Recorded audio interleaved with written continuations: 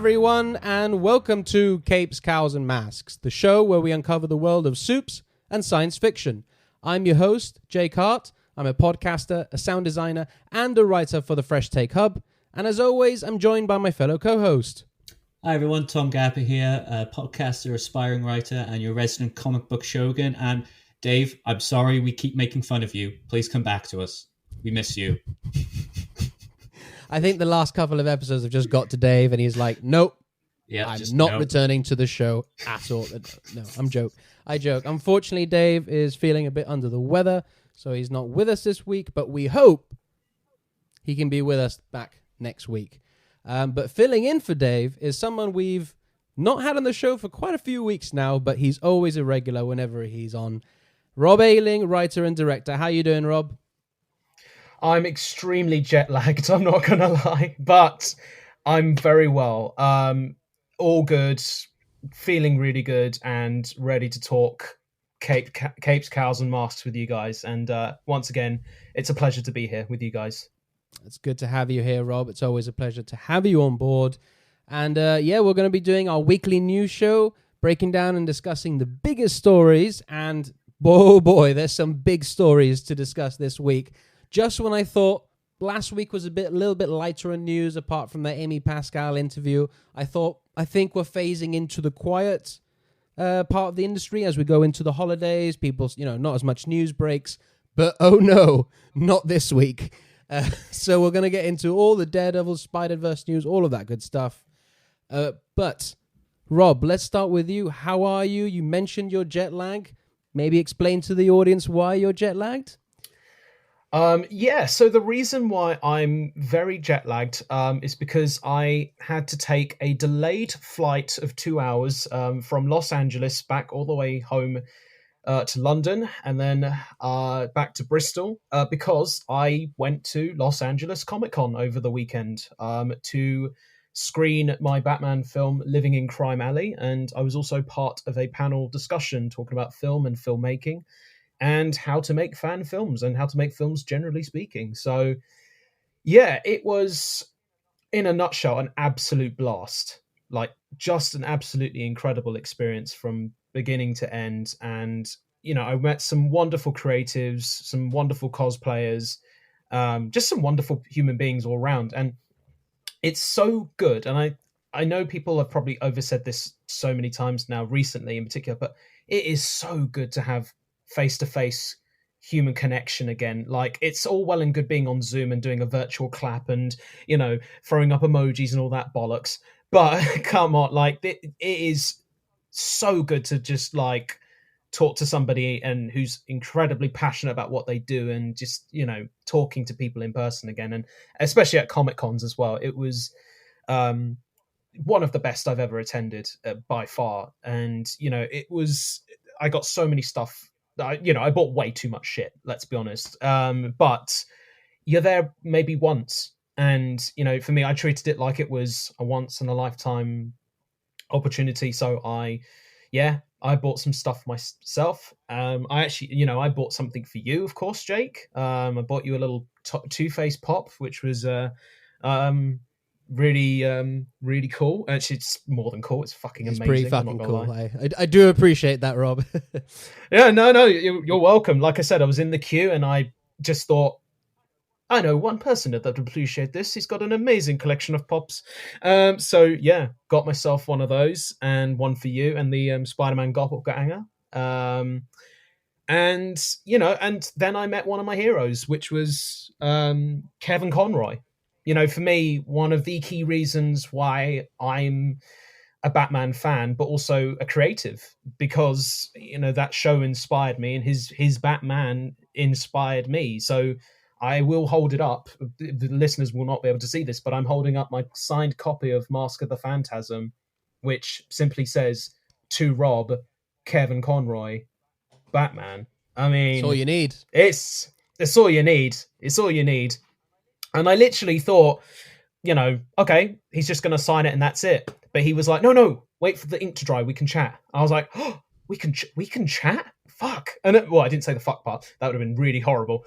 He would have told me to fuck off. But yeah, super delightful chap, just really nice. And he was like, what brings you to Comic-Con apart from getting the autograph and stuff? Well, I explained I made the Batman film, and he was like, oh, that's amazing. And I explained that I think Master of the Phantasm's a masterpiece, and he said, so do I. And he said, do you know why? And I said, because it's a tragic love story. And he said, right? And we were just geeking out. And this was maybe for 2 or 3 minutes. I mean, we're going to do it for like about an hour or something.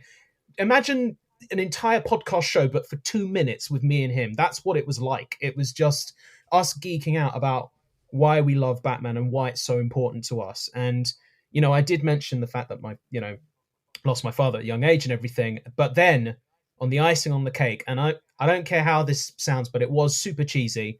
And I know it was, but I said, to quote one of the episodes that you did, the Batman was my hero. I used to watch the animated series with my granddad, and he would say, are you quoting the Grey Ghost episode? And I said, I am. And the Batman is still my hero. And he said, that's beautiful. Super lovely guy. And he said all the best for the future with the film. And yeah, that was that. Short and sweet.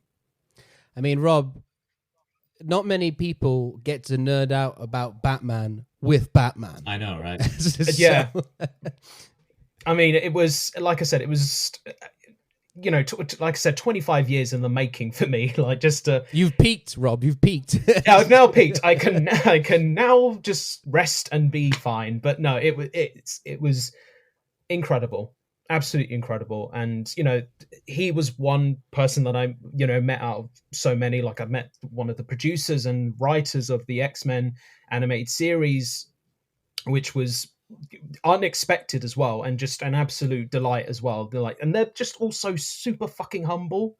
That's the thing that I really loved about the people at Comic-Con I met, is that they all just love what they do, and they're not pretentious at all. They just, they were, and they told me the story about how Fox Kids had no faith in the show, and yet they just said, you know what, we're going to make the best fucking show possible. They probably didn't say the fucking part, as I remember, but they said, we're just going to make the show that we want to see, and we're going to tackle the themes that we want to see. And I said, well, you did it. For me as a kid, half Indian kid watching the X-Men animated series and saying it's okay if you're seen as different, but actually it's normal, and that was an inspiring thing to be seen for kids. But yeah, no, LA Comic-Con was sweet, man. Absolute blast. Well, I'm really glad to hear it, man. Like you said, it's something you can only do once. And man, you not only went there as a fan, you went there as somebody presenting something. So yeah, man. I mean, the fact that it made me laugh that my Comic-Con badge said industry professional. I was like, oh, this is so misleading. This is so fucking misleading. You're in the industry and you're getting paid. You're a professional. Exactly. So. Exactly. Own it, man. Own You're it. Industry professional now. You can put that on your Twitter. Absolutely. Now, I'm in full appreciation. I can't top the week you've had, Rob. What about you, Tom? I started watching Attack on Titan again. That's basically been the highlight of my week. Yeah, basically just been reading, watching stuff, putting off writing because it's a daunting task.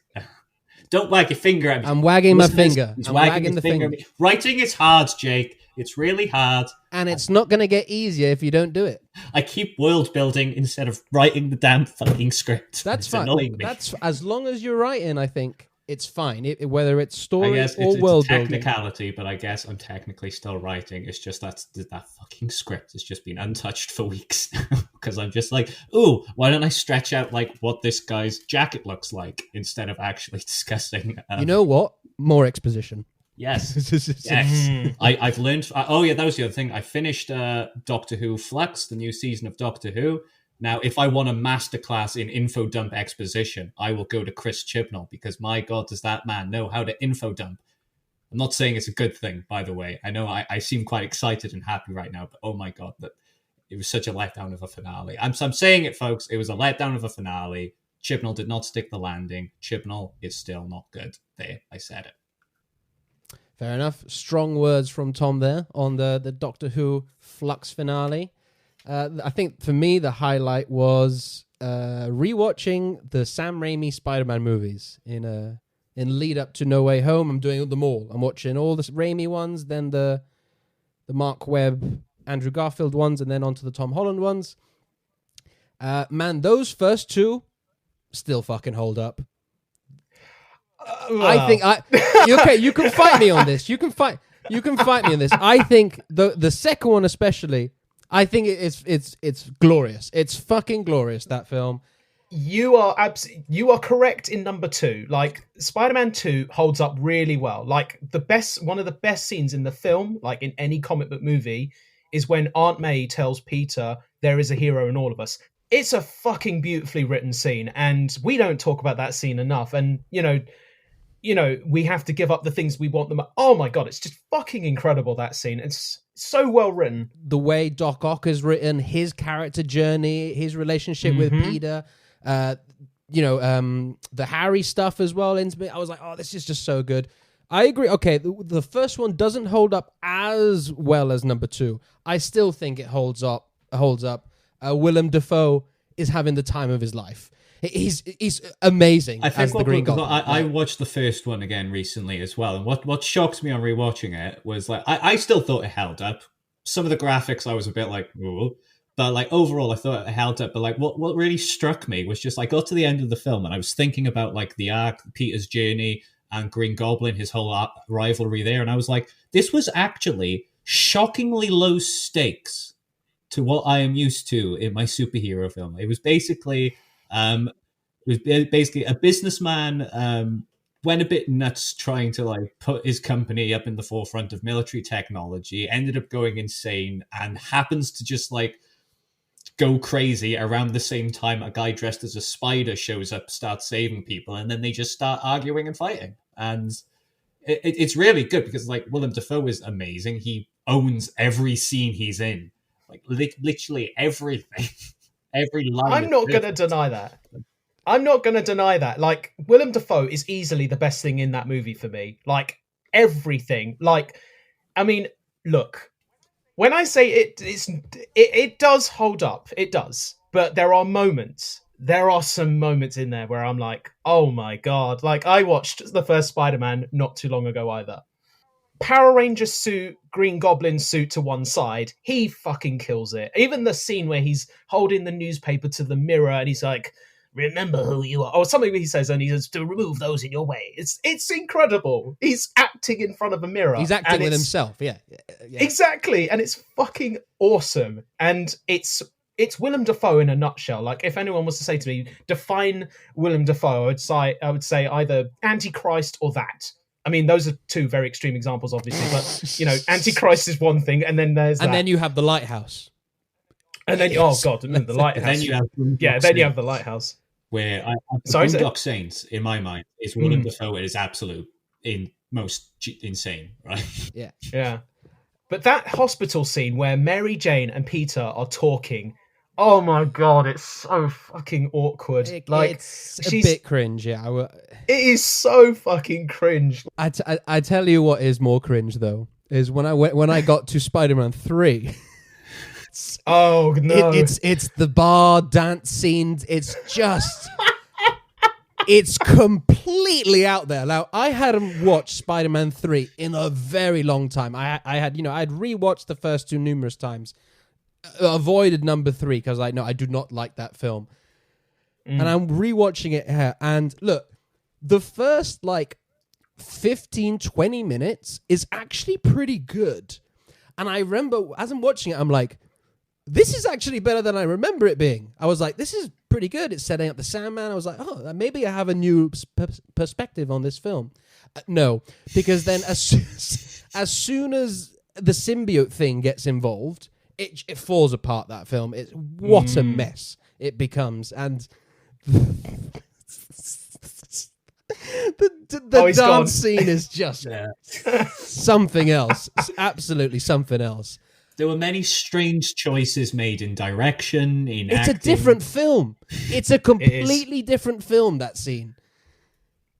bizarre. See, the thing is, all the things, like, you are correct. It's the jazz scene that, for me, it tips it over the edge completely for me. It's not even, because everyone goes, oh, it's the bit where he's dancing in the street. I fucking love that bit. I'm not going to... I think that's actually... Because he did that in Spider-Man 2, though. So that's why I don't have an issue with it as much, that part. Like, exactly, because this is what Peter would think is cool. But his darker side, symbiote side, would enhance what he thinks cool is. So he would be doing a dorky dance in the street and doing the, shake. I just think it's...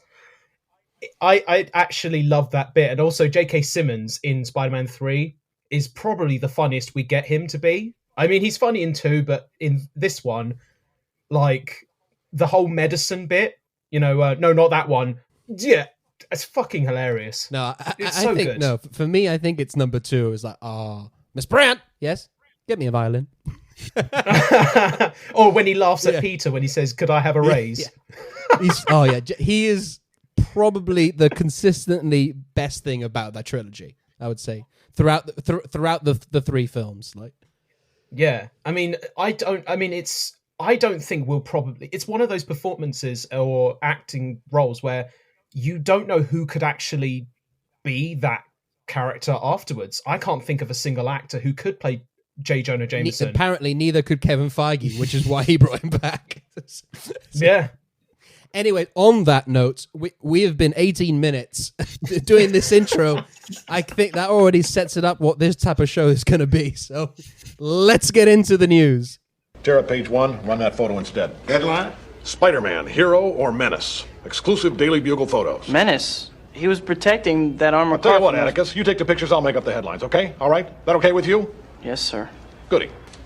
All right, so we got our first news story, and it's very exciting stuff. So we got a brand new Peacemaker trailer that shows there's nothing like a bloodbath to start the day. So we're only a little over a month away from HBO Max's Peacemaker, a spin-off of James Gunn's The Suicide Squad, focused on John Cena's title character. And now we have another trailer for Gunn's Insane series, and oh my god, does it deliver. There's just everything. There's aliens, there's father-son moments, there's an eagle, there's a vigilante that can only be described as divisive. It's actually looking like a really good series so far. It's going to be premiering on HBO Max on January 13th, 2022. Rob, I go to you first. So what did you make of this new trailer? Now, are you hyped for this show? Are you excited? I am hyped for it because it looks like John Cena is having a blast doing this role. And the fact that he is willing to turn up to conventions and be the Peacemaker. It feels like he owns that costume, by the way. I feel like he took the costume home. Yeah, I'm getting the impression he just owns that suit now. I think so, because it just feels like he just goes out anywhere. He'll probably go to a Starbucks he probably goes to the gym probably once or twice a day at least and wears that costume. Or in tighty whities, which we saw him in once again, tighty whities. I think it's a good trailer. I also think, because the biggest difference for me is that we saw more of an emotional core being told within this trailer. And that for me was my concern. I think I said that the last time I was on here, that I thought it was playing too much on the comedic side. And I wanted to know, where is it going to fit, first of all, within the DC universe, first of all, but also, is it really just going to be just jokes all around?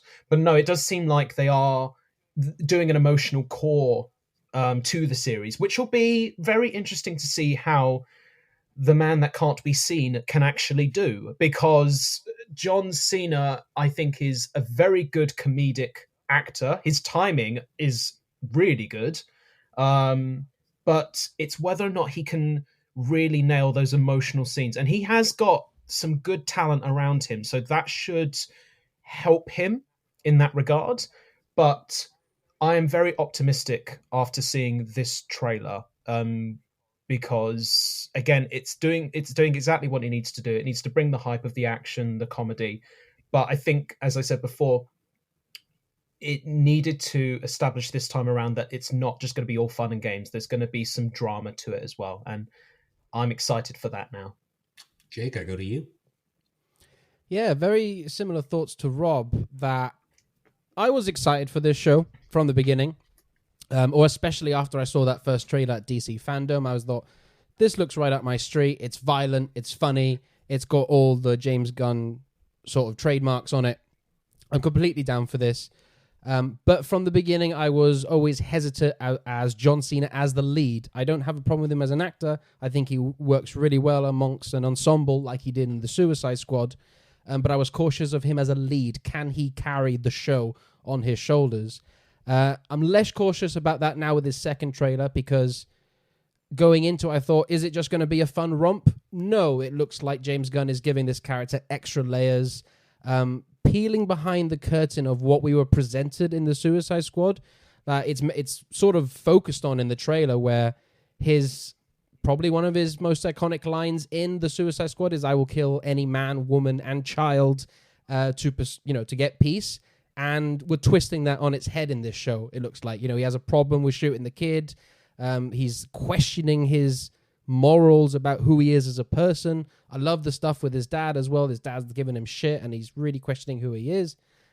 I just like that they're giving this character a lot of extra depth and gravitas. And from what I can see with the cast around him, John Cena looks to be carrying this show. And I'm impressed so far. Vigilante as well. He looks fun. He just looks like a blast. And I'm expecting a sort of Deadpool-y type of character coming from Vigilante and that sort of Wade Wilson's type of persona. I'm all for this. I just want to know where we're going to watch it over here in the UK.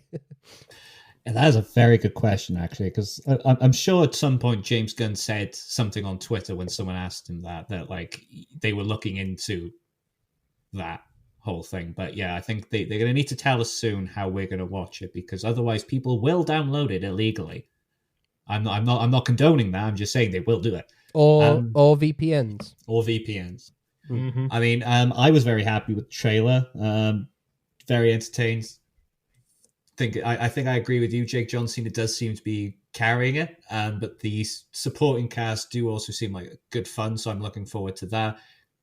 Same as you guys as well. I'm glad to see that there will be at least some like emotional nuance to it, and it's not all just going to be Peacemaker being funny, killing people. He's actually going to have to think about shit now. So it'll be interesting to see how well John Cena can pull off some of those dramatic moments. But I've got faith. I've got faith. If Gunn thinks he can lead this show and carry off those moments, then I'm certain that at the very least Gunn can get it out of him. So yeah, definitely looking forward to seeing this. I'm a little...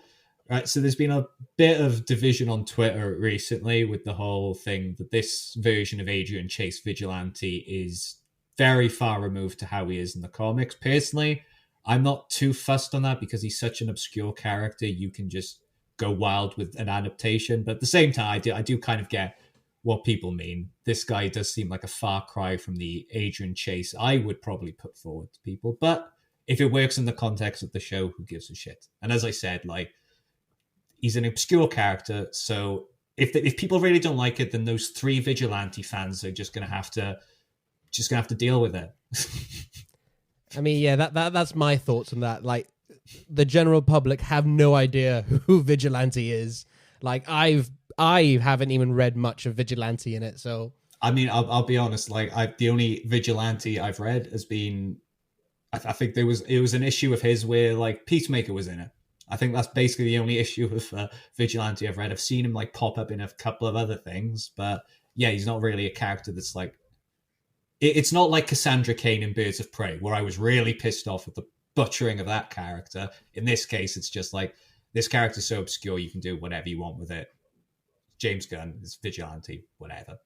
I've seen some people suggest that maybe we could be getting a sort of syndrome from the Incredibles situation here, where maybe Vigilante may end up turning against Peacemaker at the end. And I'd actually really like to see that, because as I said, the one comic of Vigilante series I've read was when he and Peacemaker went at it, and I was like, ooh, this is really fucking good. I like this. That's probably the one that James Gunn read. It's probably, yeah. He was just like, I need to make this. I need to do this now. Any other final thoughts on this before we move on? Or? Yeah, on the humor as well. Because I'd like to know Rob's opinion on this as well. But I thought that the humor in this was less teenage boy humor and more just general comedy jokes, and I thought all of it landed. I was in stitches for a lot of it, but I wanted to hear Rob, because I know you had some concerns about James Gunn's style of humor. Yeah, no, I completely agree with you. I think this trailer seems to move away from the teenage boy humor, and I think, again, it feels like they've probably listened to our thoughts. They listened to this show, Rob. They listened to the show. That's what they've done. Yeah, because I'm 100% agreement. I think as long as we don't have it, I don't like. Right, here we go. I don't mind it because it is John Cena's brand. You know, he is part of a, universe in which it was his style of wrestling and he appeased to that crowd. So it's smart financial thinking on that side of things to appease to that audience. And it works really well in The Suicide Squad. You know, there's a reason why people call him the standout in that film, apart from everybody else who does stand out in that film. But you need to, again, to appease to everyone else, including me, please tone it down. And it seems like they have done that. And it's more, it does actually seem like it's more reliant on other characters to bring more of the comedy within that to bounce off John Cena, which I think is really helpful. And again, I think as long as John Cena can react well with the other cast around him, who are, let's be honest, far more experienced than him as an actor, then I think it will work. And I think the Eagle will steal the show. Oh, yes. That's my prediction. Eagly. Yeah. I'm already envisioning the Funko Pops and plushies that I'm going to get. Hey, guys, I'm telling you right now, Eagly is going to become the new Grogu. Oh. Yeah. You're going to be seeing T-shirts, slippers, lunchboxes, orange juice. Sorry, hang on. T-shirts, slippers, orange juice. I'm not even kidding. I have seen Grogu on the packaging of orange juice. I think he just read out his Christmas list. I think that's what it was. He was just like, T-shirts, slippers, orange juice. Yeah. Orange juice. But it's got to have the Grogu on it. Yeah, it's just like the most, you could have said so many other different things, but just slippers, and then orange juice. But no, I mean, you're right, though. He will become like the new kind of, what was the, you'll know this, Tom, the Shang-Chi, the little creature. What was that called? The Morris. Yeah, it's going to be like that. I mean, I've seen plushies of those now. I mean, he looks comfy to snuggle. So. And also, Morris was voiced by D. Bradley Baker, is equally voiced by D. Bradley Baker. I mean, possibly, actually. Whenever Hollywood or anyone goes like, we need someone to make convincing animal noises, get D. Bradley Baker right fucking now. But yeah, okay, I think that's about all we can say on the show. So yeah, Peacemaker will arrive on HBO Max on January the 13th, 2022. No word on what's happening over here, but we guess we'll get it somewhere. So Now TV, I would probably imagine. Yeah, probably Now TV, but very much looking forward to that. And Jake, do you want to lead us into our next small piece of news? This little story, story that broke. I was like, should I put this in the notes? Is it a big story? Yeah. It's fucking huge, guys, right? After years of speculation, theorizing, rumors, dodging questions like there's no tomorrow, we finally have some sort of confirmation, I think. This has come from the man at the top, Kevin Feige himself. And look, the Feigs. We know Kevin Feige. We know how he is with spoilers and being very coy, and he's very selective about what words he uses and stuff like that. He's not going to make a mistake here, and he's being very blunt. And he's like, look, I'm going to tell you right now what we're doing. And he has confirmed that Charlie Cox, who played Matt Murdock and Daredevil in the Netflix Daredevil TV show, is returning as the character in the MCU in some form. This is his quote. If you were to see Daredevil in upcoming things, Charlie Cox, yes, would be the actor playing Daredevil. Where we see that, how we see that, when we see that, remains to be seen. Rob, I'm going to go to you on this one first.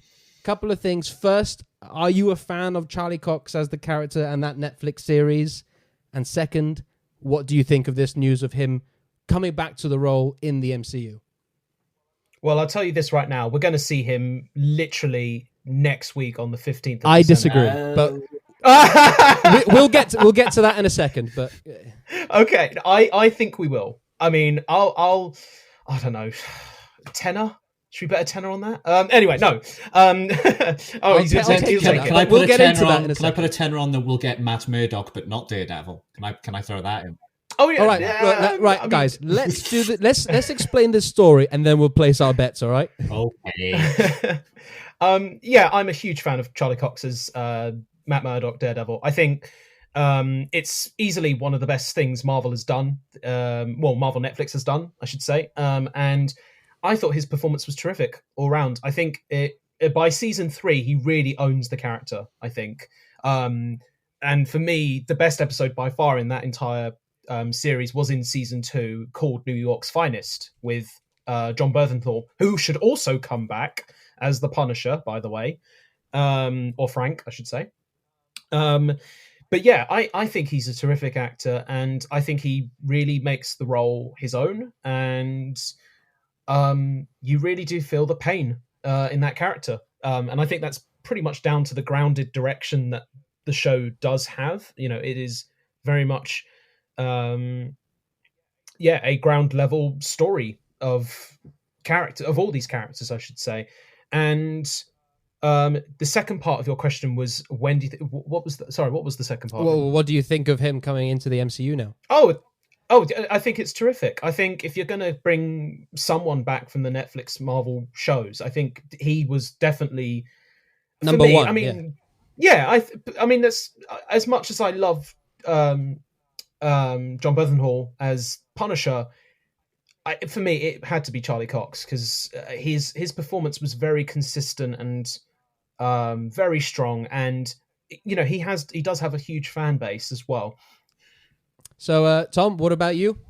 I know you're a huge fan of. I'm a massive fan of Charlie Cox as Daredevil. I mean, honestly, if you had told me before Daredevil aids that the guy who starred in Stardust would become like one of my favorite actors to take on any comic book role, I would have just been like, well, you know, I loved Stardust. Robert De Niro was great in it, but I mean, like, I don't see this guy as Daredevil. Oh my God, he is Daredevil. No one else can be Daredevil in my eyes. That was possibly unfortunate phrasing, considering we're talking about Daredevil, but we'll move on. But yeah, I'm very, very happy that we've got this confirmation that he's back. I feel it was inevitable. We've been having like rumors and drippings of reports come through like all year now. And I think everyone kind of figured that if they did end up bringing Daredevil to the MCU, there would be Charlie, because who else could you get? Ben Affleck? Let's not. Hey, man. He did all right. Anything's possible with the multiverse. You make a good... Oh my God, I want to see Ben Affleck and Charlie Cox fight as No. What I want to see is Ben Affleck meet Happy Hogan and go, hang on a second, aren't you Foggy? And he's like, no, I'm No, Happy. this is Foggy. This is Foggy. And it's 2 Jon Favreaus. I want to see Colin Farrell back as Bullseye, mate. I'm Bullseye. Oh my God.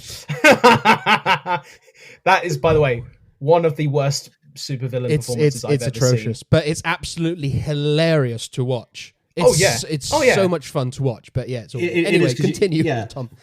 So the fact that we got him confirmed back in the MCU is fucking fantastic. It also opens the gates for other Netflix characters to maybe slowly come back in. I can think of a certain one that may be showing up, maybe possibly this week in a post-credit scene of an episode. Maybe, who knows?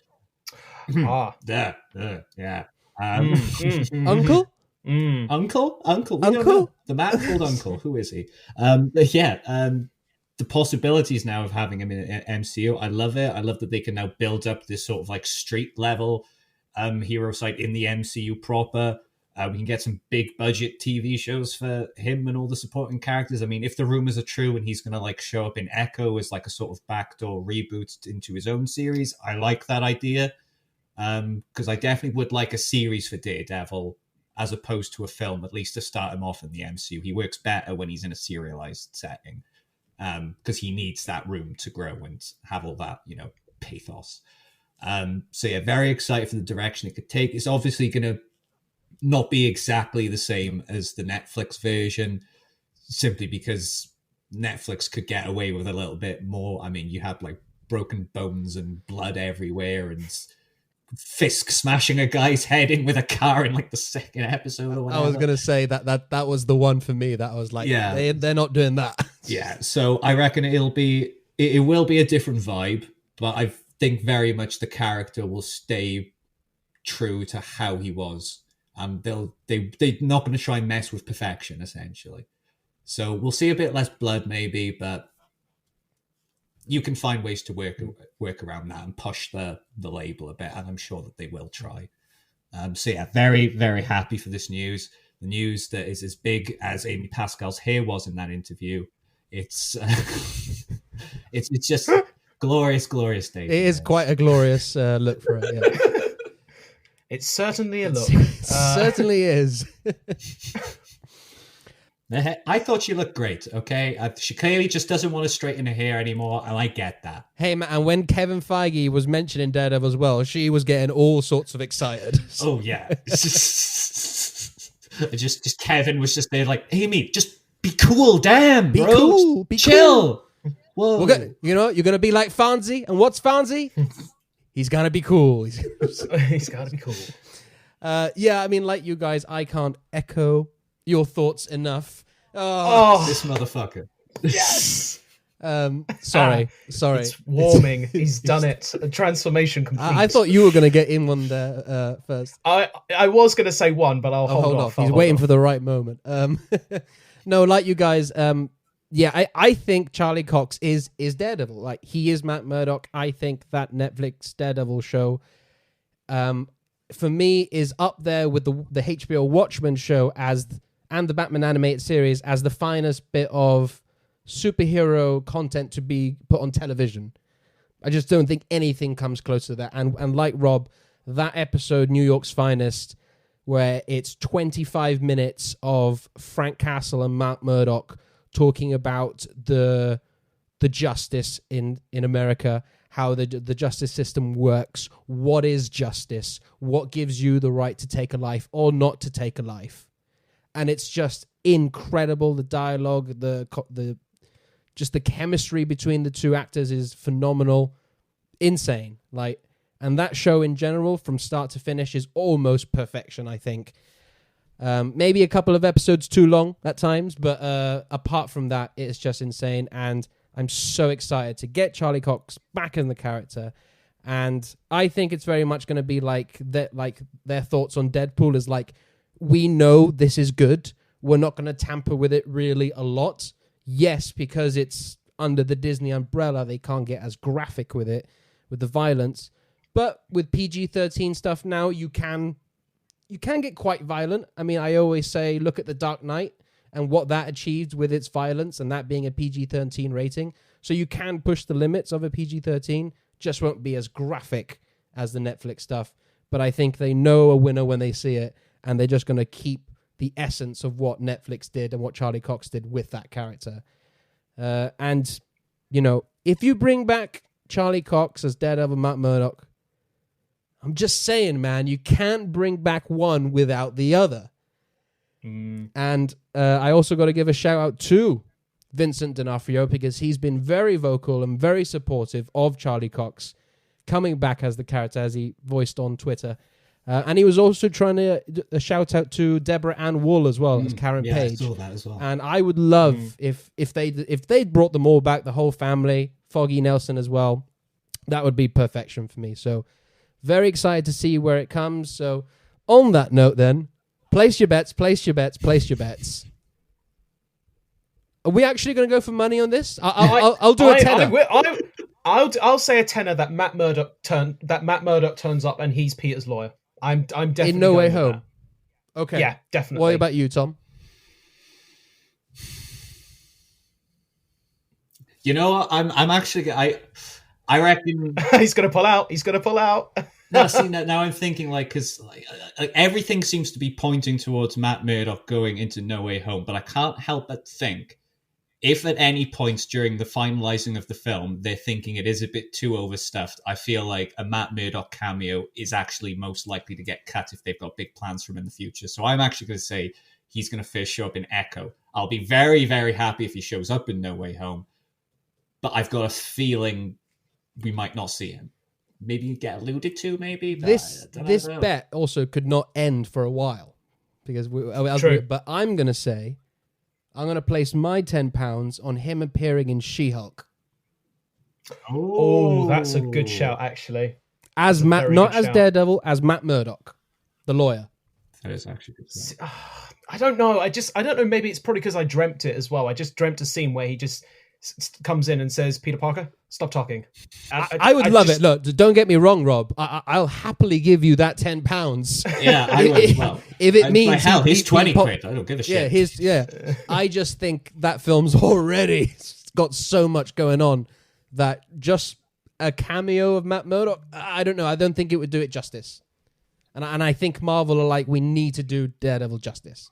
He's not a your puns are getting better, by the way. Giving justice. Oh, I love it. Also, I just sorry, Rob. I just want to throw it out. No, I was just going to say I want to throw it out there. I want to see a double D on his chest. Yes, please. I want to see a double D on his chest. That's one thing I will say they can tamper with, and that the suit. I understand it was part of that Netflix world, needed to be gritty and grounded, almost akin to like what Nolan did with the Batman films. But yeah, we're in the MCU now. Not maybe a leotard, give us but at least a two-piece suit with and the proper like cowl, all red, none of this black stuff. And for the love of God, Marvel, if you care about me at all, you will give me a Shang-Chi Daredevil team up and or face off of some kind. Oh, that would be need cool, it with Moon Knight. Yes. God. The possibility. That's that echoing on what Tom said. The street level now rising up with Moon Knight, She-Hulk, Daredevil, and Echo. This is exciting. And maybe what happens in Hawkeye. We'll see. Yeah. God, could you imagine a one-take action sequence like they did in Daredevil, but with like Daredevil leading on, and then She-Hulk like bashing through like one door, kicking some guy out the window, and then Moon Knight fucking swinging in, and then Shang-Chi. That would be... The Defenders, but better.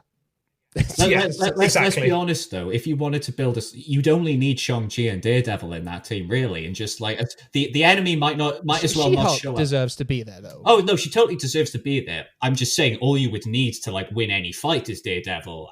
Any combination of those characters, really. I'm sure if you had She-Hulk and Moon Knight, the enemies are going to be like, no. I'm going to go on a limb and just say, you kind of only really need Shang-Chi. You do, actually.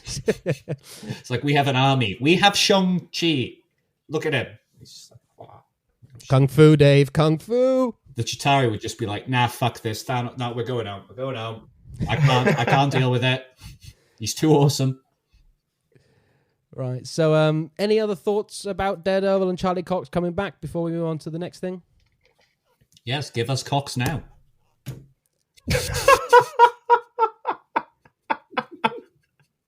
Wow.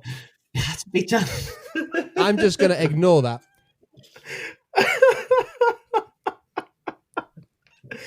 Oh, boy. Woo! Oh. Yes, we went there.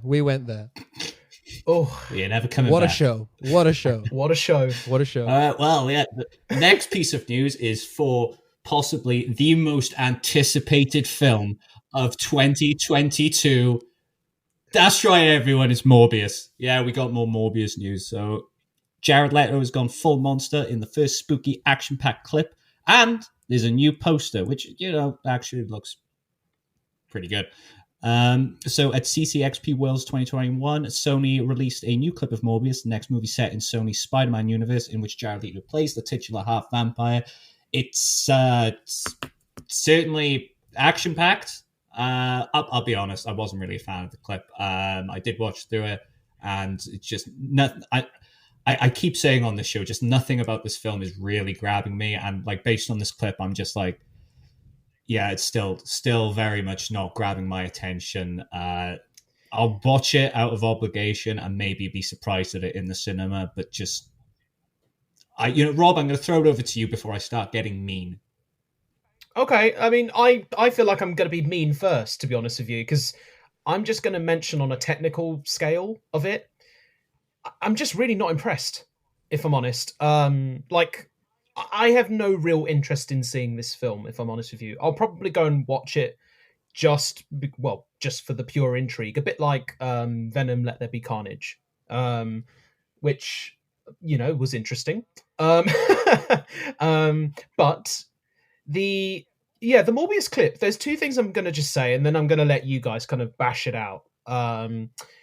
But the fact that I can see an edge feather in the first opening shot does not really make any sense when it's like a wide shot of a boat and you can see an edge feather. So on a technical level, to see it, I don't know if you guys saw that as well, but you can see like this edge feather kind of peering in on the side of the screen, or the aspect ratio of the film. And that for me was like really strange seeing that. So the fact that I can see that as a filmmaker and as an audience member is not good. So point number one. Point number two, the moment where he slashes the guy in the face and the blood goes on the screen and it's like stuck on the lens thing, which is a typical trope now for like horror movies and action movies, to have that quick kind of splatter go on the screen and on the side and just stick there for one single frame or two or whatever. But it's a moving camera shot. And for me, that's really problematic because once the blood is on the screen and then the camera moves again, it makes you, the audience, aware that we're filming this scene. And that's not how I should be feeling as an audience member. I should be feeling like I'm a fly on the wall, not a fucking camera operator in the room. And I find that as a directorial choice very, very bizarre. So the fact that I have listed two things in the technical side of the filmmaking aspect means already that this film, in my opinion, is not off to a good start. And normally I'm quite forgiving of these things because I'm a filmmaker myself, so I can't really bash it too much. But the fact that I am doing this now says that as an audience member, I can't lose myself in this because I know I'm watching a movie. Does that make sense? It does. I'm completely with you there. Yeah. So that's literally all I have to say about the Morbius thing, because it just felt like I was a camera operator in this world, not an audience member experiencing this world. And that for me is a huge, huge problem, along with the tropes of, oh no, damsel in distress falls on the floor. Of course he's going to get angry and kill them all. And I was just, that's my review. I'm appreciating your thoughts there, Rob. I personally didn't really notice this sort of edging thing myself, but I definitely did. I was getting vibes from this that it was just poorly done. I don't have as much of a technical insight as you, obviously, but I was able to pick up that there was just something off about it. And maybe what you've pointed out is what was off about it and what was bugging me. But just overall, I just felt very, very, very underwhelmed watching this clip. When I saw it was like, oh, this is his first transformation type thing. I was like, oh, okay, this is a good opportunity to showcase what the film's about, show his transformation into the titular character. And I was just kind of left like, whatever. And all the violence and the fight, it's just like, it was all just like very predictable and just, as you say, it's just very meh. I don't really have a lot of good things to say about this film, and I don't think I'm going to have any good things to say about this film up until the point it comes out, in which case I might get proven wrong, but I doubt it. But Jake, what do you think of this first look? Are you hyped?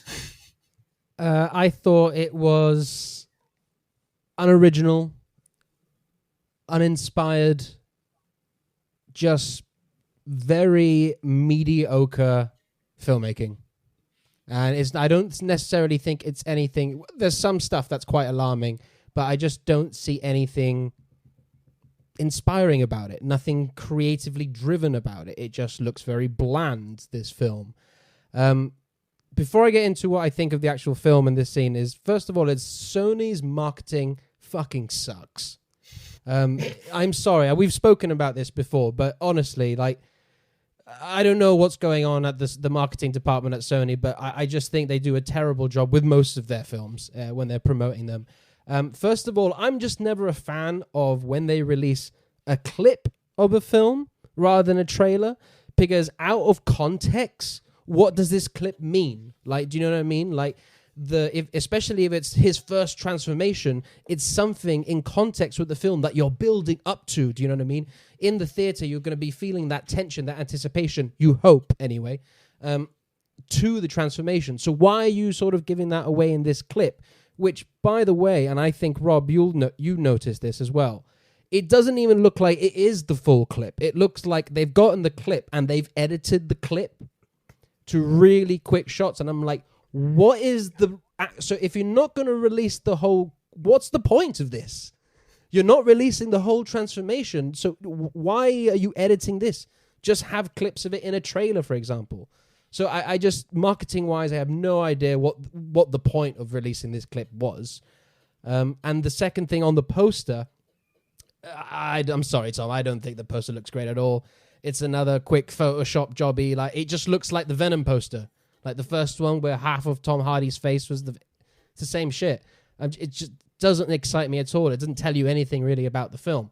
It's just Jared Leto and half his face is a vampire. Okay, like, yeah, I'm much like you guys. I don't know. I'm just not feeling anything from this, and I'm also thinking like, the tone of it is all wrong for me. Like, if I'm doing this scene, I feel as if it should be, through and through a horror scene. The reveal of the monster. Do you know what I mean? I need to feel that in the music, in the tension, the use of sound design, or should I say lack of sound design, holding on the big moments. This just seems like a big action set piece where he's jumping around and just grabbing people. I'm not feeling the terror, the horror. And I think that they're trying to do that. I think that's their intention, but it's just edited poorly, wrong choice of music.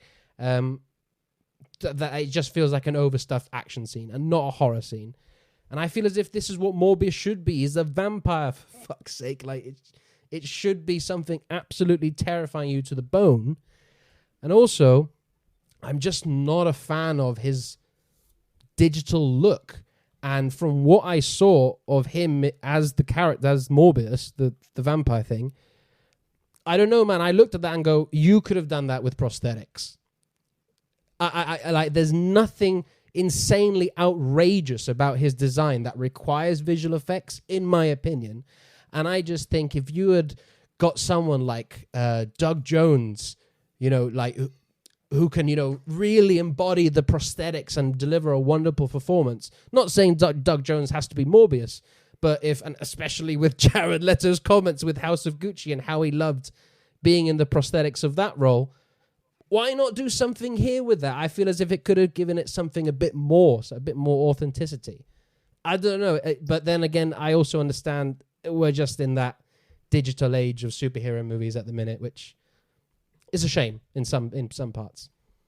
I mean, they're willing to go the extra mile in 1998 with Blade. They can easily go the extra mile now. I mean, I agree with what you've pretty much just said, gentlemen, about this trailer. This clip. And yeah, the CGI thing just feels really lazy, and I think it's a massive shame. And again, you hit the nail on the head about the horror aspect. He's a fucking vampire. He's part of a horror genre. This isn't... What is this? Yeah, what is this? Yeah, what is it? What is this? And... It's not cinema. It's not great. It's not cinema. Like, what is this? And, yeah, That's literally all I can with the Venom films and now this, for me personally, and I know there's a lot of fans out there of the Venom films, I just think Sony are off to a really bad start with their Spider-Man universe. Yeah, I don't have a lot of hope for Kraven when that eventually pops up. Aaron Taylor Johnson needs to get the fuck out now while he can. Yeah, it's not going to do him any favors. But yeah, that's Morbius coming out on January 28th, as we're all so excited about. Any final thoughts before we move on, gentlemen?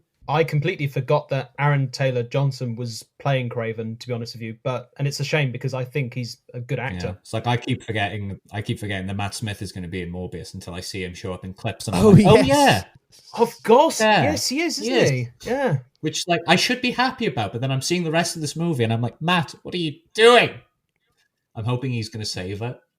I don't know how, but I hope he's going to save it. The only silver lining I can see in this film is that it looks marginally better than the Venom films. I wouldn't even go that far. I wouldn't. I was going to say I don't even think It looks that like can a step happen. down, if anything. Well, I don't know about that, but we'll see. We'll see on we'll see. January 28th, I guess. Ooh. Rob, we're going to have to watch this because of the show. Are you going to be watching this, or are you going to give this a miss in the cinemas? Or I think probably most likely. At the moment, I'm not interested whatsoever. When it comes to the films in January, February time, I'm more interested in the awards season films. I tend to spend my time going to see those films. But if there is like a rare occasion, like say way back in 2008 when Hot Fuzz came out, I was like, yeah, I'll see Hot Fuzz. That looks freaking great, But just I'm not sold on anything at the moment with this film, and I haven't even seen the latest trailer. But apparently, he makes a "I'm Venom" joke or something. he does. And I heard that, and I was like, "You're willing to go that extra mile?" You should watch the trailer. You should watch it. Should I? Do I though? Do I want to watch it? Just to cement your opinions on the film, you should watch. He the was trailer. your friend, Jake. Don't do that to him. I had to suffer through it. So should he. Oh dear. Right, so that's Morbius then. So we're going to take a quick break, and then we'll be back with a much better story involving spider people. So, what are you doing here?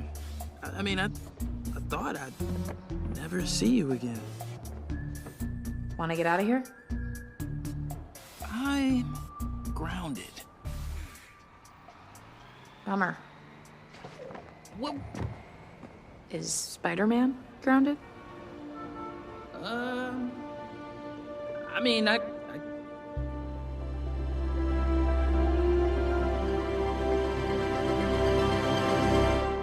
Okay, and we're back for our main story, and oh boy, it's another big story today. Tom, you remember last week when we were discussing the Amy Pascal interview? Oh, yes. Yes, and she said, we're going to be seeing something from the Into the Spider-Verse sequel very, very soon. She did say that. She did say that. And I thought, maybe in the new year, January, February, maybe in leading up to Morbius or something, we're going to see something. I did not think the very next day, or the next couple of days, rather, I should say. It was at the same, CCXP Worlds 2021, so the same panel where they were doing the Morbius presentation. They also showed us our first look at the Into the Spider-Verse sequel, now titled Spider-Man Across the Spider-Verse. Part 1, baby. Part 1. Right. That was the biggest surprise for all, that this film is going to be at least a 2-part movie. So we'll see if they go on from there. But yeah, we got an opening scene. It looks like it picks up right where Into the Spider-Verse left off, where there's a multiversal portal opening where Gwen is talking to Miles, and then we get this little scene of their banter together, which is really sweet, and then we get this wild, crazy sequence of Miles and Spider-Man 2029 going through different multiverses, shifting through different animation styles. Everything we loved about the first Into the Spider-Verse film. Rob, I go to you. I know, like me and like Tom, like most comic book fans, Into the Spider-Verse is one of the best comic book movies ever made. I will say it. I will say it is one of the best ones ever made. For a lot of people, it is the best one ever made. Are you anticipating this sequel now? And what do you think of this first look? I think it's also one of the finest animated movies ever made as well, to put into that category as well. I mean, that's the one thing I was completely blown away by the first movie was, first of all, it was made on the Adobe package, and you're just like, fuck me, this looks incredible. Like, the level of craftsmanship that has gone into that film is stunning. And, no surprise that it picked up the Best Animated Feature Academy Award. My favorite joke, first of all, in the entire trailer was, so this is the bedroom you grew up in. He was like, yeah, sort of. I feel like I've brought people back to my place, and I've had that said to me so many times. Oh, so this is your childhood room. Yes, it's my childhood room. Yeah, let's go with that. As he's hiding his boxes. Yeah, as he's hiding everything. Whereas in my case, I'm just unveiling everything, all the collectibles, everything. I'm like, shit, they're gonna fucking run off now. You fucking loser! Why you fucking bring them back? Sorry, this is the jet lag kicking in. Sorry. Anyway, the point is, I love this first look. I think it's off to a really good start. I think the chemistry and the charm is already back. We're going to get a great soundtrack once again, and it looks like they've stepped up in the animation as well. Like that first little clip with just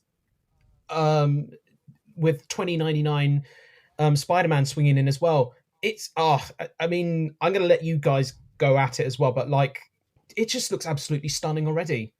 Like it could be my screensaver, for fuck's sake, because it's that beautiful. And I probably will have it as my screensaver, to be honest with you. Yeah, it's charming, it's funny, and I love the fact that we're gonna get a part 1 and a part 2, and it would be an amazing twist if they did a part 3, but I think they'll probably just keep it as a trilogy, because I think, don't go over 3, I think they're gonna go well beyond 3. I think could. they're gonna do spin-offs and all sorts, but we'll get into that. Exactly. But yeah, I'm already really excited. I was excited by the end of the first film. What more could they do with this world? And just seeing this first look at the moment, I know that it was already in capable hands, but it's now in even more capable hands, and we know that it's going in the right direction. So yeah, I want more. I don't need to see any more, but I want more. Oh yes. Yes. What about you, Tom? What are your thoughts on this first look? Are you as excited as Rob is for this sequel? Oh, I'm absolutely excited for this sequel. I absolutely adored the first film. I agree with you, Jake. It is one of the best, if not... It's one of those things. My favorite comic book movies of all time is constantly like shifting. So sometimes to me, Into the Spider-Verse is the greatest comic book movie ever made. Sometimes it's second or third place, but it's usually in that top 3 because it was just that good. I loved everything about it. I was so happy when I learned they were doing a sequel, and when we started getting dribs and drabs of news about the sequel, like Spider-Man 2099 was coming back, we were getting Spider-Woman, obviously we get to see Spider-Gwen again, or Ghost Spider, whatever you want to call her now. And so seeing this trailer so soon after Amy Pascal teased us that we might be getting something soon, I was just ecstatic, and just like seeing all the animation again. Just starting off with him listening to that song, the same song he was listening to 3 years ago, because that's just what I do. That I'm still listening to the same playlist I made like 7 years ago. So I'm like, Miles, you're already so relatable. And then seeing Gwen. The one complaint I had about this trailer, and it's a complaint I have seen echoed across Twitter, and I think it needs to be talked about. What the fuck was Gwen doing with her shoes on Miles's bed? You take your shoes off of the bed. If you're a guest in someone, if it's your bed and you want to wear your shoes on the bed, it's weird, but fine. If you're a guest, you take your goddamn shoes off. She has been jumping through the multiverse on buildings. She's probably got pigeon shit on there or some bullshit. So yeah, I thought that was very inconsiderate. Man, I love you. That's incredible. That's incredible. And we're back to Across the Spider-Verse. So yeah, very, very happy about, I guess, hearing Oscar Isaac at top billing with the rest of the cast. So he's obviously getting a big role in this. And you all know how much I love Oscar Isaac, so I'm just so hyped for that. I'm just excited to see where this film can go, especially as it's part 1.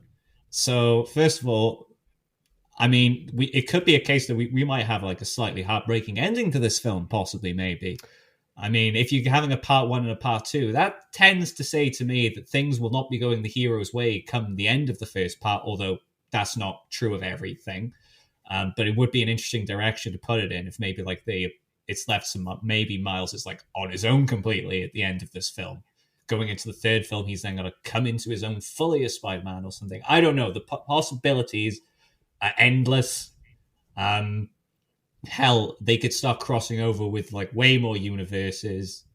We could see some crazy shit happening. I don't know. I'm just so happy that we've got to see some footage of this, and I'm so happy we're getting this, and I want it now. I want more. Just give me more Spider-Verse. I want all the series, the spin-offs. I'll take a fucking 10-part like HBO series on Penny Parker, for fuck's sake. Give me that. I just want to see more of this beautiful animation. That's my thoughts. Super hyped. Could not be more excited. No, I'm with you, Tom. Keep giving us all the Spider-Verses, spin-offs, sequels, prequels. Bring Noir back. Give me Nick Cage. Bring Noir back. I want to see a series about him. Yeah, give me all of that. Sony, less of your live-action Spider-Verse stuff and more of this animated stuff, because you're absolutely killing it. When I first saw Into the Spider-Verse, I knew I was in for something different because I didn't really know what to expect from this film. I thought, okay, cool, animated Spider-Man film, cool. Let's see what this is about. I saw the trailers. I was like, yeah, it looks kind of cool. Looks different, the animation style. But then seeing that in the cinema, and when you get like the Sony logo coming up and the Marvel logo, and when it starts going like all glitchy and all over the place, I was like, what am I in for here? And the first thing I thought as soon as I came out the cinema, after plenty of tears and cheers and all that, because it's such an emotional film, it really got to me, was that it was a game changer in the industry, that film.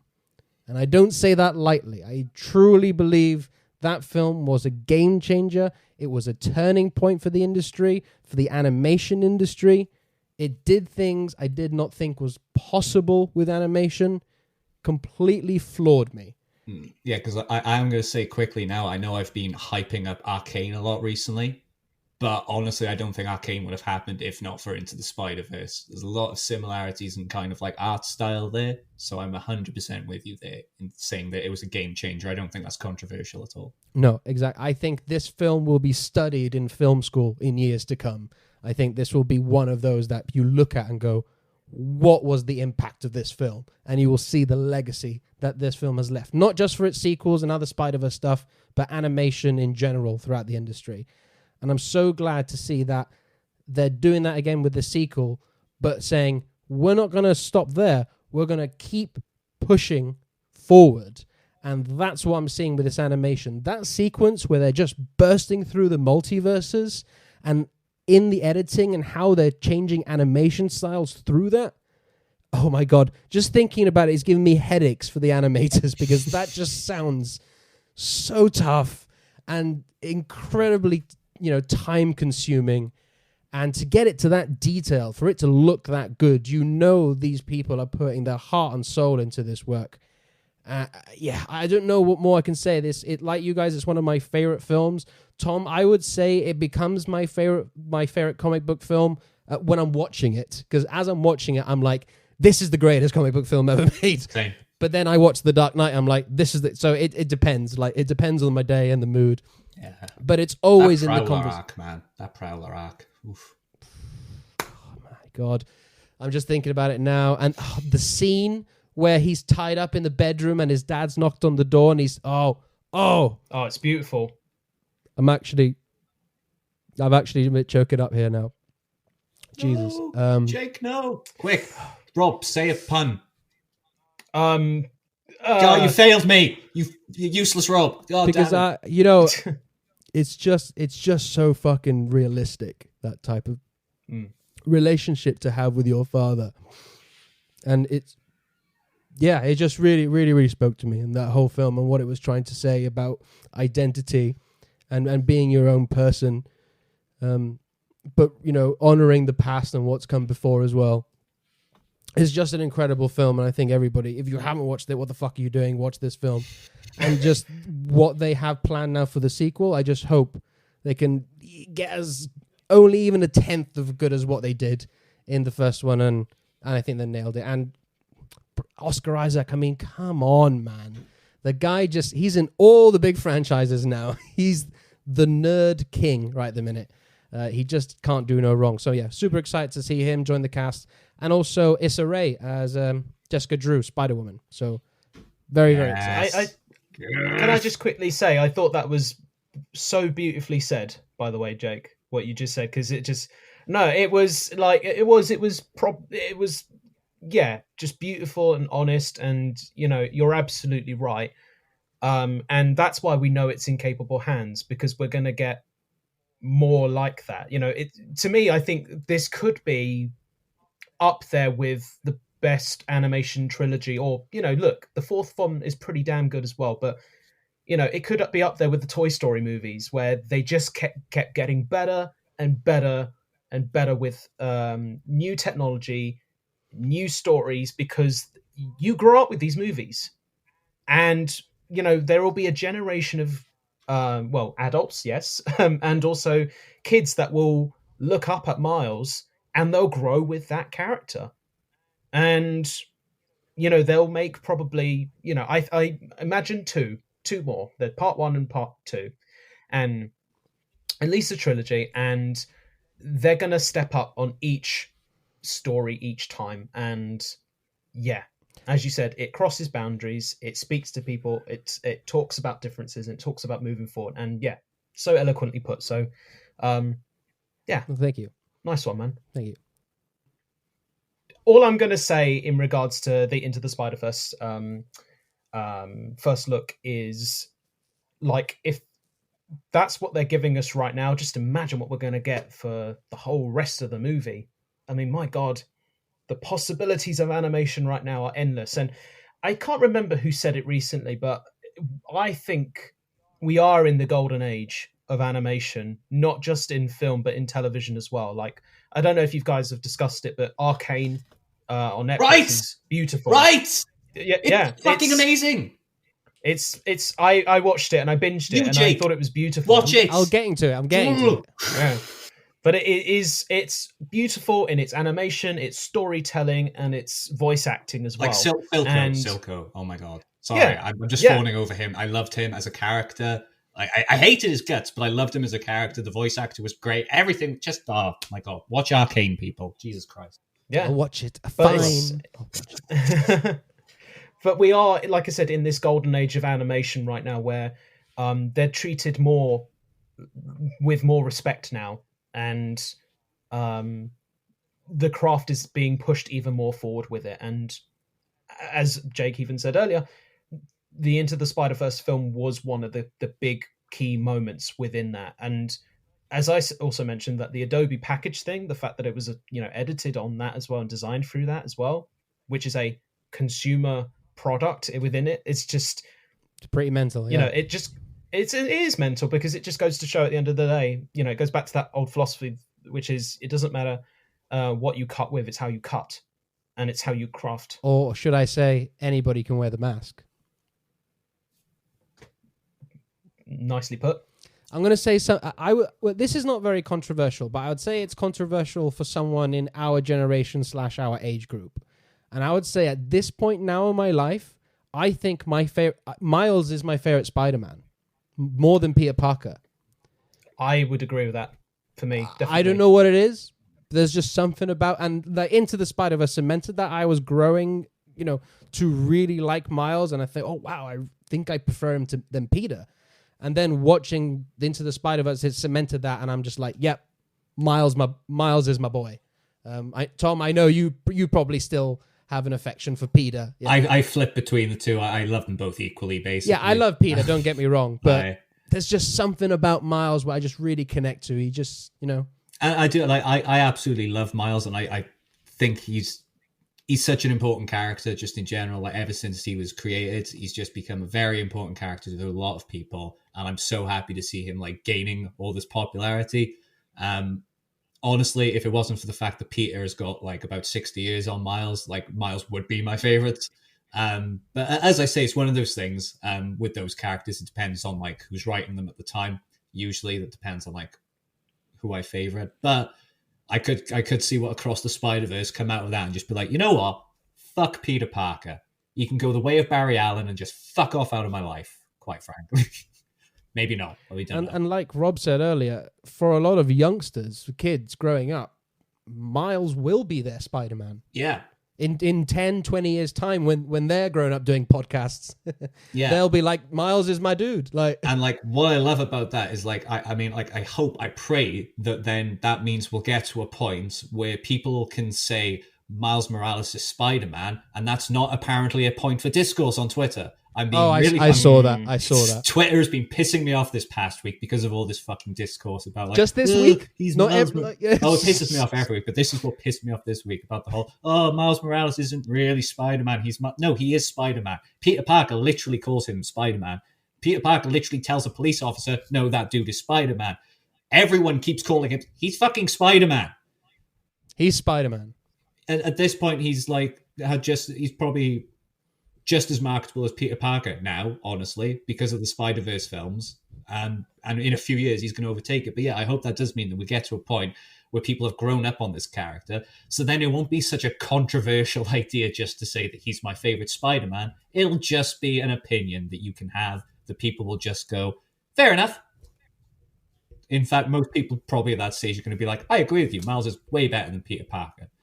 Because by then, Miles will have the benefit of an extra 10, 20 years of fucking stories. You can see him in the MCU live action sometime soon, possibly as well. The future's bright for him, and I couldn't be happier. I agree. I think I don't know if this will make sense of what I'm about to say, but if the Peter Parker is the one that is the one that's completely well known, then Miles is the one that I identify with the most. That's that's the one that and I don't want to put it this way, but Peter Parker even now is very much an old-fashioned kind of teenager to me, whereas Miles is a very modern teenager right now. Like whatever age he is, whatever time, his character is defined by my generation at least. Even though I grew up with the Peter Parker Spider-Man, which, the Raimi movies, the animated series, I have, I enjoy those, absolutely. But when I discovered Miles Morales, I'm not going to lie, the first thing I said was, thank God we've got a character like this now. Because this is a huge step forward. This isn't one of those, we're just going to turn Spider-Man black. It was actually no, we're actually going to write for the underrepresented. So let's make the underrepresented the represented, and the future is now. And that's what I fucking love about that character. And I like the fact that he is multinational as well, not just black and not just African American, but Hispanic as well. You're absolutely right, and that's why I just think he's. I like the respect that he's been getting now more than ever, and I think we'll agree on this, Tom. But fuck the trolls. Yeah, no, I'm just tired of it, to be honest. I'm tired of seeing all this discourse. Whenever you have any character that is female or of an ethnic background, every single time there's always questions about have they earned? Of course they fucking earned it. Do you know why they've earned it? Because they're a fictional character that was created and put to paper. Therefore, that character has earned the role because they have been created for that fucking role. I don't understand, because okay, sure. So we've got Miles coming in. He's going to be an icon and a hero for a new generation of people, and for a wider range of people than possibly Peter Parker was. So fair enough, maybe some people are sat there going oh, well, where's my representation? Guess what? It's there in the past 60 fucking years of Spider-Man. That's where your representation is. 60 years of Spider-Man being a white boy. The Raimi movies, the Andrew Garfield movies, and the Tom Holland movies are there for you.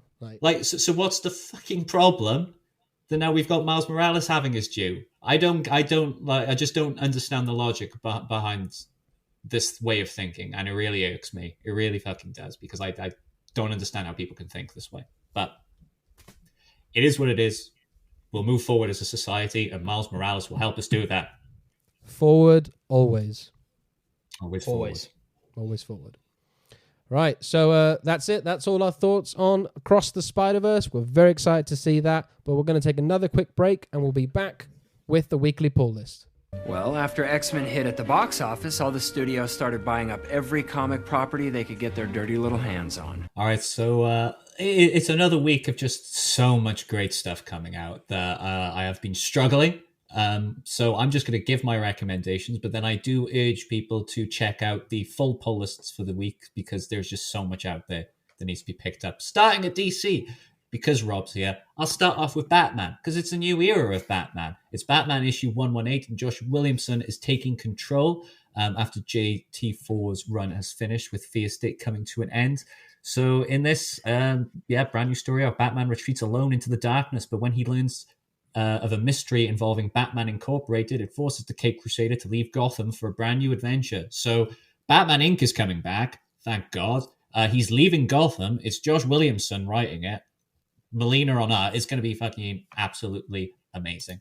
Moving on over then to Superman. So we've got the annual for Superman, Son of Kal-El, one of the most important DC comics out at the moment and one of my favorites. And here we see the Son of Kal-El meet Lex Luthor in what I can only say is it's hilarious, people. This whole interaction between the two, the whole issue, it's gold. It's absolutely golden. They play a chess match, and it's just, oh my God, pick it up. Please pick it up. Superman, Son of Kal-El by Tom Taylor. Amazing series, amazing annual. Pick it up. Moving on over to Marvel then. We've got, quite fitting actually, we've been talking about Daredevil. We've got Devil's Reign is starting. So Chip Zdarsky and the rest of Marvel have been building up to this for a while now. Fisk became mayor of New York a few years ago. I think it was shortly after the events of Secret Empire, or as a consequence of Secret Empire even. And now it's basically coming to a head in the same vein as it came to a head with Dark Avengers. Fisk is now like doing his final moves. The heroes are moving against him, and it's all kicking off. So this is going to be one of the biggest Marvel events of the year. That's good timing. It's very, very good timing. Just saying. Like. Very, very good timing that this is coming out this week of all weeks. Yes. So that's part one of Devil's Reign. There's obviously going to be lots of tie-ins and stuff. It's a really big event, and I'm very, very excited to see that. Obviously, it's an event that's having Daredevil front and center. So that's always going to be great. Staying with Marvel then, like I said, there's a lot of options this week. So I'm actually going to pick another two from Marvel, because there's Inferno issue 3 from Jonathan Hickman, where we're seeing the culmination of Hickman's works before the X-Men get moved over to the new people taking over. Although, thankfully, I think we're still keeping the Krakoan era going, which is great. But Inferno's still happening. Nimrod's attacking. And as is the norm with Krakoa, their troubles don't just attack one at a time. So it's all kicking off. It's all falling apart. Pick up Inferno. And then also pick up Captain America Iron Man issue 1. The fact that they're bringing back this team up series, it makes me so happy. I'm always a sucker for Captain America and Iron Man comics, and the fact that in this one they are going to be facing off against Captain Hydra, or Stevel, or Evil Steve, whatever you want to call him, just means I'm going to have to pick this up, because I need to see that. I need to see Iron Man and Captain America take on Captain Fascist, and it's going to be amazing. Moving on to non-Marvel DC then. No, it's still technically Marvel, but it's Star Wars, and it's Crimson Reign. So we're basically getting a continuation of the Crimson Dawn story. I believe as well, based on the cover, that it's mostly about Kira. So I definitely want to pick that up, because I want to know more about her. I want to know more about the Crimson Dawn. The cover art has also got Vader and Palpatine looming in the background. So I want to know what that's about. I want to know what's happening. I need to know what. Yeah, basically we're looking at the darkest underworld all the way to the Imperial Palace on Coruscant. It's Star Wars. It's CD shit. It's going to be epic. So full pull list then. Batman 118, new era of Josh Williamson in charge. Superman, Son of Kal-El, where we see the Son of Kal-El versus Lex Luthor at a game of chess. Speaking of games of chess, Kingpin's making his final move on Devil's Reign issue 1 at Marvel. And then we've also got Inferno issue 3 and Captain America Iron Man issue 1. And then, as I said, for Star Wars, Crimson Reign from Charles Soule, seeing a continuation on Kira's storyline. So yeah, that's my full pull list there. And for my classic pull, I'm going to throw in Frank Miller's Daredevil, because, why not? It's the best Daredevil run. We got Daredevil stuff coming up. We're Daredevil out the wazoo at the moment. So pick up Frank Miller's Daredevil and remind yourself at a time when he used to be good. Frank Miller, not Daredevil. Shots fired to Frank Miller there. So yeah, that is the pull list. Anything grab your attention, gentlemen? Anything you want to add? What's going on? I was only going to ask you a quick question. What did you think of the last Batman run before issue 118? It was good enough. I think after Tom King's run, I found it a bit of a underwhelming. Yeah, like I know Tom King's run was very divisive and it had its low points as well as high points, but at least people were talking about it week by week, whereas with Batman, I feel like people weren't talking about it until the arcs had finished, and even then, it was mostly people going, the art looks great, but I'm not too sure about everything. This, like the Joker War, I wasn't a huge fan of that. I didn't feel as if there were many like big events for this run. Like with Tom King, you had the wedding and City of Bane and all of that. Like they were like big events that he was all leading up to. I feel as if we didn't really get that with Tinian's run. And that's nothing against Tinian. I think he is a good writer. Oh, he's a fantastic writer. I just don't think this was a particularly amazing... It wasn't a terrible run. No. You know, it was good. But I think just coming off the tails of Tom King, I'm hopeful for the Williamson run, though. Interested to see a Batman outside of Gotham. And isn't he the coming return from of Batman Flash? Inc. Yes. Well, Williamson has basically been doing all the Infinite Frontier stuff, and he was doing Flash as well. Now he's doing Batman, so yes. Nice. Oh, yeah. No, yeah, it's a really good pulls there, Tom. I'm definitely going to pick up the Son of Kal-El, just because Tom Taylor is just...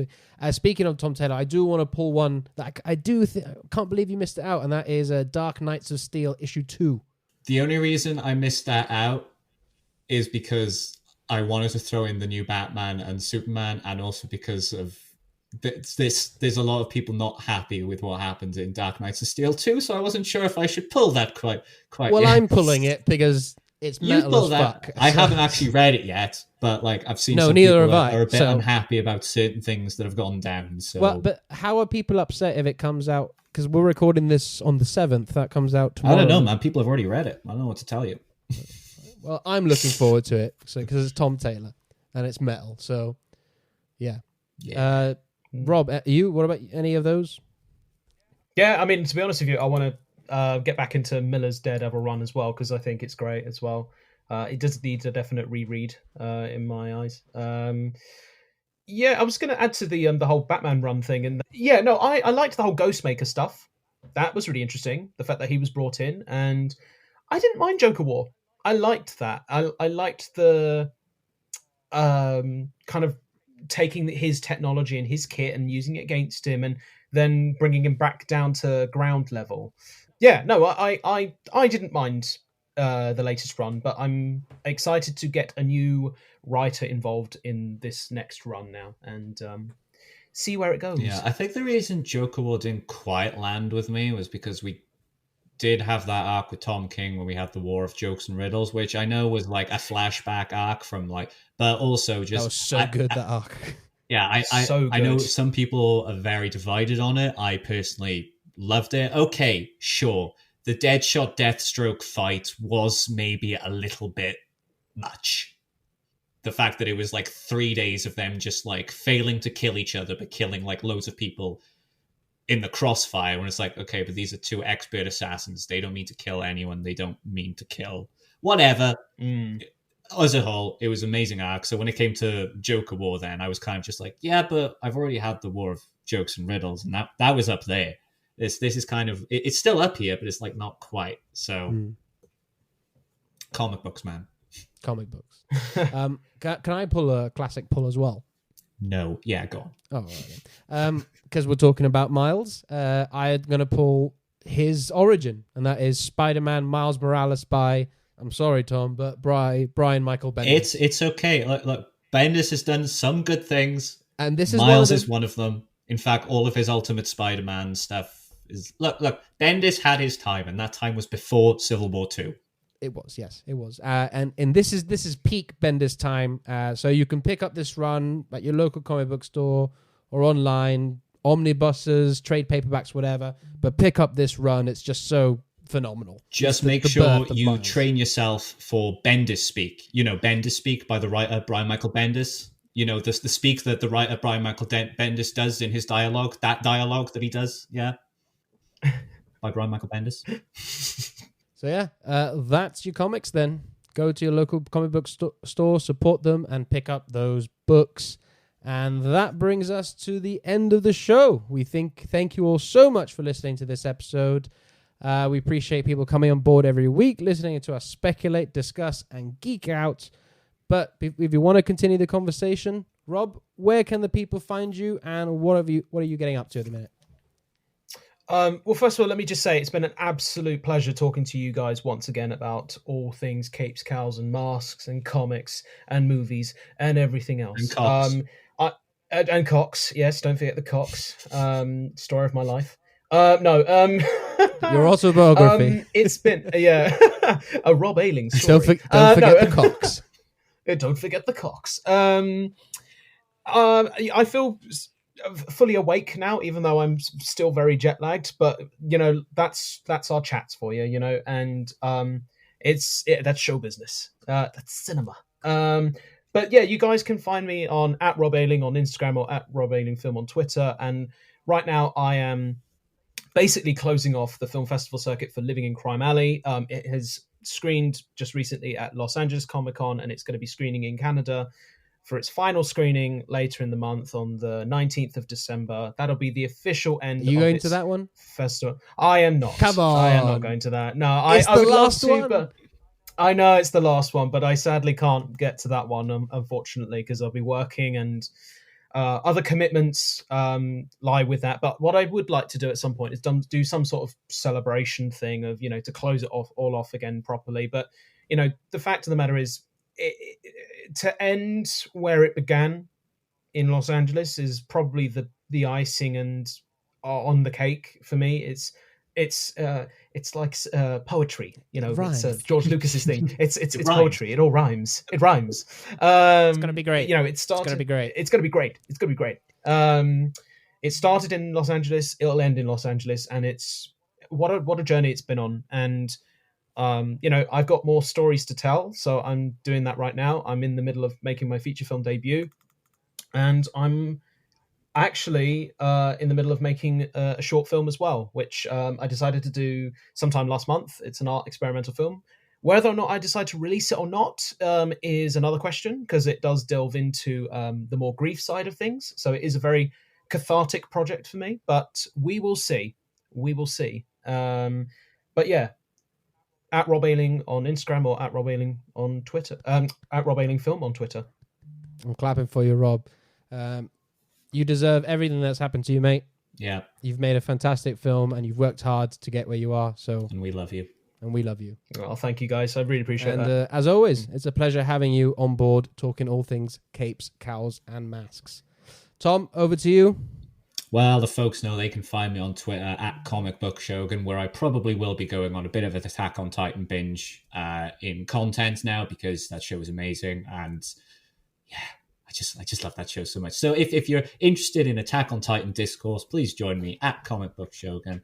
I do also share the podcast on there and share my thoughts on various nerdy things, and sometimes non-nerdy things when people piss me off enough on Twitter. I'm with you there, Tom. I'm with you there. I'm trying not to, though. I'm trying to be better. That's why I deleted my Facebook app. And now I'm just on Twitter twice as hard. It helps. But no, just removing one of them, though, I think it does help. Yeah.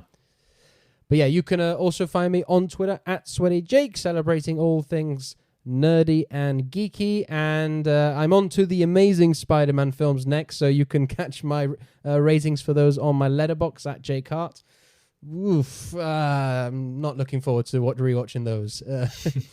And as for the show, you can find and follow us on Twitter and Facebook @Capes Cowls Masks. And whether you use Anchor, Spotify, Google, or Apple Podcasts, subscribe and follow us on there. And if you're on Apple, leave us a rating and a review, as it all helps us go up in the rankings. So thank you all for listening. We'll see you all next week. From myself, from Tom, from Rob, and from Amy Pascal's crazy hair.